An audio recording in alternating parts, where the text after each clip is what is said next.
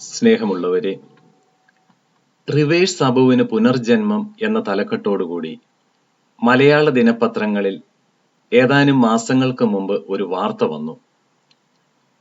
കോട്ടയം പട്ടണത്തിലൂടെ അലഞ്ഞു തിരിഞ്ഞു നടന്ന ഒരു വ്യക്തിയായിരുന്നു അബു. തികച്ചും ഭ്രാന്തനെന്ന് തോന്നിക്കുന്ന മുഖഭാവം, ചീകിയൊതുക്കാതെ വളർന്നു നീണ്ട ചെമ്പിച്ച മുടി, തീർത്തും വൃത്തികേടായ പഴയതും കീറിയതുമായ വസ്ത്രങ്ങൾ, വെട്ടിയൊതുക്കാത്തതിനാൽ തീർത്തും പ്രാകൃതമെന്നോണം വളർന്നു നീണ്ട താടി രോമങ്ങൾ, ഇങ്ങനെ ആരിലും അരോചകമുളവാക്കുന്ന രൂപം. എല്ലാവരും മുമ്പോട്ട് നടക്കുമ്പോൾ അബു പുറകോട്ടാണ് നടക്കുക.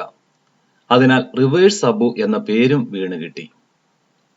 എന്നാൽ കോട്ടയത്തെ ഏതാനും നല്ലവരായ സാമൂഹിക പ്രവർത്തകരുടെ ത്യാഗനിർഭരമായ പരിശ്രമത്തിലൂടെ അബു സാധാരണ ജീവിതത്തിലേക്ക് തിരിച്ചു വന്നു, ഒരു സാധാരണ മനുഷ്യനായി.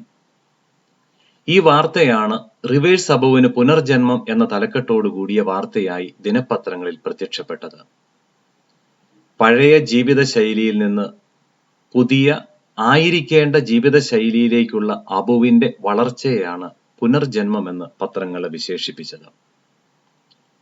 വിശുദ്ധ യോഹന്നാന്റെ സുവിശേഷം 3-ാം അധ്യായം 1 മുതൽ 21 വരെയുള്ള വാക്യങ്ങൾ ഈശോയും നിക്കോദേമോസുമായുള്ള സംഭാഷണമാണ്. ഈശോയും നിക്കോദേമോസുമായുള്ള സംഭാഷണത്തില് ഈശോ നിക്കോദേമോസിനോട് പറയുന്നു, സത്യം സത്യമായി ഞാൻ നിന്നോട് പറയുന്നു, വീണ്ടും ജനിക്കുന്നില്ലെങ്കിൽ ഒരുവന് ദൈവരാജ്യം കാണാൻ കഴിയുകയില്ല. ഒരു പുനർജന്മമാണ് ദൈവരാജ്യ പ്രവേശനത്തിനുള്ള അവശ്യ ഘടകമായിട്ട് ഈശോ നിക്കോദേമോസിന്റെ മുമ്പിൽ ആവശ്യപ്പെടുക.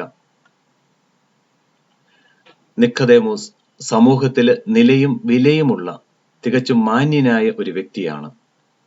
ഫരീസിയ പ്രമുഖൻ, യഹൂദ പ്രമാണി, സാൻഹൈദ്രിൻ സംഘാംഗം എന്നിങ്ങനെ അറിയപ്പെടുന്നവനായിട്ടാണ് വിശുദ്ധ ഗ്രന്ഥത്തില് നിക്കോദേമോസിനെ അവതരിപ്പിക്കുക. നിക്കോദേമോസ് രാത്രിയിൽ ഈശോയെ കാണാൻ വന്നത് മറ്റുള്ളവരെ ഭയന്നിട്ടാകാം.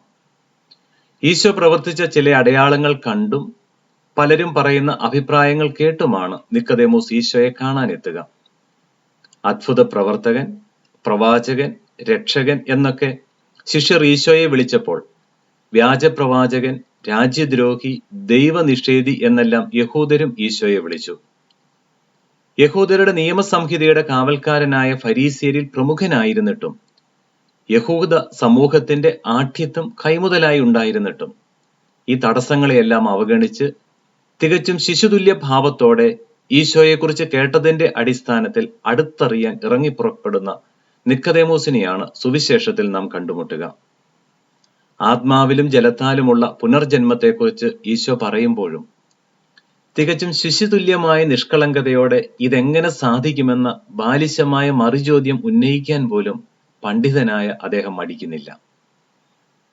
മറ്റുള്ളവരെ ഭയന്ന് തികച്ചും പരിമിതമായ അറിവുമായി രാത്രിയുടെ മറവിൽ ഈശോയെ തേടിയെത്തുന്ന നിക്കോദേമോസിൽ പിന്നീട് വിശ്വാസത്തിന്റെ അത്ഭുതപൂർവകമായ വളർച്ചയാണ് നാം കാണുക.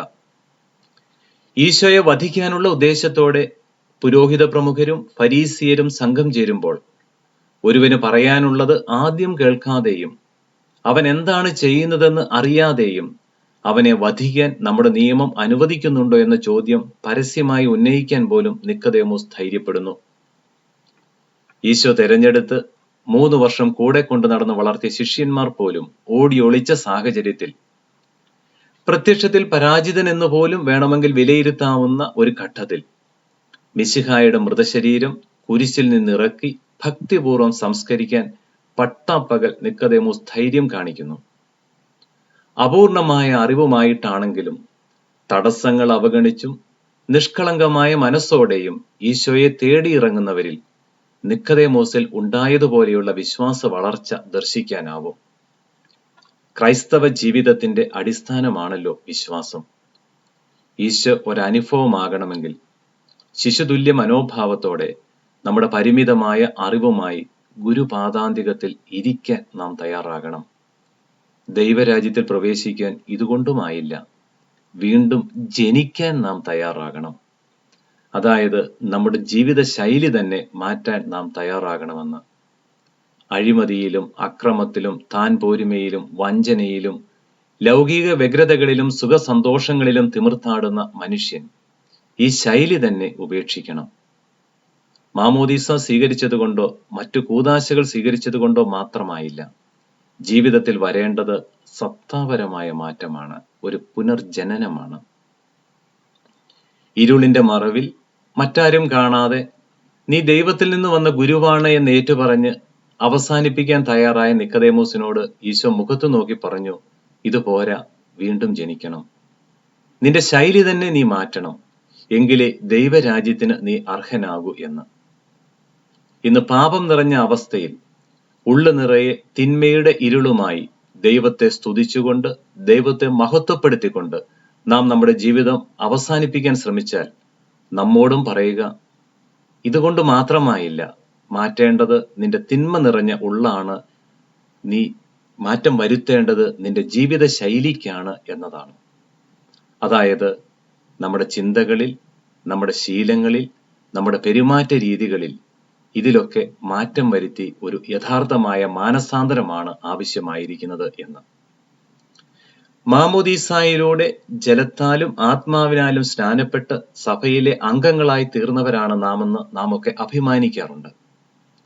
ഒരുപക്ഷെ ചിലപ്പോൾ നമുക്കും തോന്നിയേക്കാം, അനുദിന പ്രാർത്ഥനകൾ നാം ചൊല്ലുന്നവരാണ്, കുടുംബ പ്രാർത്ഥനകളിൽ പങ്കെടുക്കാറുണ്ട്, ഞായറാഴ്ചയെങ്കിലും വിശുദ്ധ കുർബാനയിൽ പങ്കെടുക്കാറുണ്ട്, കൂദാശകളിൽ ഇടയ്ക്കിടയ്ക്ക് സ്വീകരിക്കാറുണ്ട്, നമുക്കൊന്നും അത്ര വലിയ കുഴപ്പമില്ല എന്ന് ഒരുപക്ഷെ നമുക്കൊക്കെ തോന്നിയേക്കാം. വിശുദ്ധ ലൂക്കായുടെ സുവിശേഷത്തില് ദേവാലയത്തിൽ പ്രാർത്ഥിക്കാനായിട്ട് പോയ രണ്ടുപേരെ കുറിച്ച് പ്രതിപാദിക്കുന്നുണ്ട്. ഒരാൾ ഫരീസിയനും അവരൻ ചുങ്കക്കാരനും. ഫരീസിയൻ തന്നെ ന്യായീകരിച്ചുകൊണ്ട് പ്രാർത്ഥിക്കുന്നു. ഫരീസിയൻ പ്രാർത്ഥിക്കുന്നത് തന്റെ അടുത്ത് നിൽക്കുന്ന ചുങ്കക്കാരനെ നോക്കിക്കൊണ്ടാണ്. ചുങ്കക്കാരനുമായിട്ട് താരതമ്യം ചെയ്തുകൊണ്ടാണ് ഫരീസിയൻ പ്രാർത്ഥിക്കുന്നത്. എന്നാൽ ചുങ്കക്കാരൻ പറഞ്ഞു, ദൈവമേ, പാപിയായ എന്നിൽ കനിയണമേ എന്ന്. ആ സുവിശേഷ ഭാഗം അവസാനിക്കുന്നത് ഇപ്രകാരം പറഞ്ഞുകൊണ്ടാണ്, ചുങ്കക്കാരൻ കൂടുതൽ നീതീകരിക്കപ്പെട്ടവനായി സ്വഭവനത്തിലേക്ക് മടങ്ങി എന്ന്. നമ്മുടെയൊക്കെ ജീവിതത്തിലും ഇതൊക്കെ തന്നെ സംഭവിച്ചേക്കാം. ഒരുപക്ഷെ നമുക്കൊക്കെ തോന്നിയേക്കാം നാമൊക്കെ പല നല്ല കാര്യങ്ങളും ചെയ്യുന്നുണ്ട്, വളരെയേറെ പ്രാർത്ഥിക്കുന്നുണ്ട്, ദൈവത്തെ സ്തുതിക്കുന്നുണ്ട്, മഹത്വപ്പെടുത്തുന്നുണ്ട്, ഇതുകൊണ്ട് എല്ലാം പൂർണ്ണമായി എന്ന്. എന്നാൽ യഥാർത്ഥമായ മാനസാന്തരമാണ് നമ്മുടെയൊക്കെ ജീവിതത്തിൽ വരുത്തേണ്ടത് എന്നാണ് ഇന്നത്തെ വിശുദ്ധ ഗ്രന്ഥഭാഗം നമ്മെ പഠിപ്പിക്കുക. സുവിശേഷത്തിൽ യഥാർത്ഥമായ മാനസാന്തരം വരുത്തിയവരെ കുറിച്ച് വളരെ വ്യക്തമായി പ്രതിപാദിക്കുന്നുണ്ട്.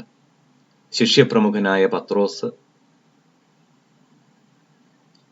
വിശുദ്ധ പൗലോസ്, കുരിശില് ഈശോയുടെ സമീപെ കുരിശിൽ കിടന്നിരുന്ന കള്ളൻ, ഇവരൊക്കെ ജീവിതത്തിൽ മാനസാന്തരം വരുത്തി സ്വർഗരാജ്യം അവകാശപ്പെടുത്തിയ വ്യക്തിയാണ്. എന്നാൽ മാനസാന്തരത്തിന് വേണ്ട എല്ലാ അവസരങ്ങളും ഉണ്ടായിരുന്നിട്ടും മാനസാന്തരം വരുത്തേണ്ടതിനെ കുറിച്ചുള്ള വ്യക്തമായ സൂചനകൾ നൽകിയിട്ടും അതിന് തയ്യാറാകാതെ പോയ ഒരു വ്യക്തിയെക്കുറിച്ചും വിശുദ്ധ ഗ്രന്ഥത്തിൽ പ്രതിപാദിക്കുന്നുണ്ട്. അത് മറ്റാരുമല്ല, അത് യൂദാസിന്റെ തന്നെ ജീവിതമാണ്. വരുത്തേണ്ട മാനസാന്തരത്തെക്കുറിച്ചുള്ള എല്ലാ സൂചനകളും ഈശോ വ്യക്തമായി യൂദാസിന് നൽകി. എന്നാൽ അത് സ്വീകരിക്കാൻ യൂദാസ് തയ്യാറായില്ല. യൂദാസിന്റെ ജീവിതാന്ത്യം ഏറെ ദയനീയമായിരുന്നു. ഒരു നിമിഷം നമുക്ക് ചിന്തിക്കാം, നമ്മുടെയൊക്കെ ജീവിതത്തിൽ മാനസാന്തരത്തിന് വേണ്ട എത്രയോ അവസരങ്ങൾ നമ്മുടെയൊക്കെ ജീവിതത്തിൽ ലഭിക്കുന്നുണ്ട്. എത്രയോ നല്ല നല്ല വ്യക്തമായ സൂചനകൾ നമ്മുടെയൊക്കെ ജീവിതത്തിൽ ലഭിക്കുന്നുണ്ട്. ജീവിതത്തിൽ മാറ്റം വരുത്താൻ നാം ഒക്കെ തയ്യാറാണോ? ദാവീദിന്റെ ജീവിതത്തിലുണ്ടായ മാറ്റം പോലെ, പത്രോസിന്റെ ജീവിതത്തിലുണ്ടായ മാറ്റം പോലെ, വിശുദ്ധ പൗലോസിന്റെ ജീവിതത്തിലുണ്ടായ മാറ്റം പോലെ നമ്മുടെയൊക്കെ ജീവിതത്തിലെ ഒരു അടിസ്ഥാനപരമായ സത്താപരമായ മാറ്റത്തിന് നാം തയ്യാറാണോ? അതോ എല്ലാ സൂചനകളും ലഭിച്ചിട്ടും ജീവിതത്തിൽ മാറ്റത്തിന് തയ്യാറാകാതെ തന്റെ ജീവിതം തന്നെ അവസാനിപ്പിച്ച ആ ഒരു യൂദാസിന്റെ ശൈലിയാണോ നാം ഒക്കെ പിന്തുടരുന്നത്? നമുക്ക് പ്രാർത്ഥിക്കാം,